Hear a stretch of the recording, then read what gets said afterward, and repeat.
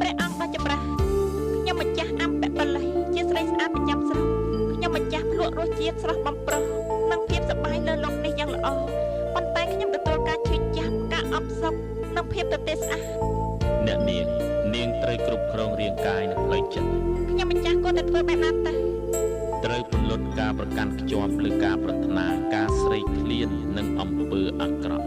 វឹកវើទង្វើខាងកាយវាចាចិត្តឲ្យបានល្អមែនហើយព្រះអង្គ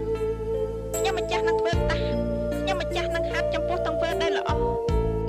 ខ្ញុំម្ចាស់សូមនិមន្តព្រះអង្គជាមួយនឹងព្រះភិក្ខុទៅទទួលចង្ហាន់នៅផ្ទះខ្ញុំម្ចាស់យើងនឹងនិមន្តទៅផ្ទះនាងមុនតែព្រះអង្គមិនអាចទៅឆាន់ផ្ទះនោះបានទេព្រះអង្គធ្លាប់ជាព្រះរាជបុត្រា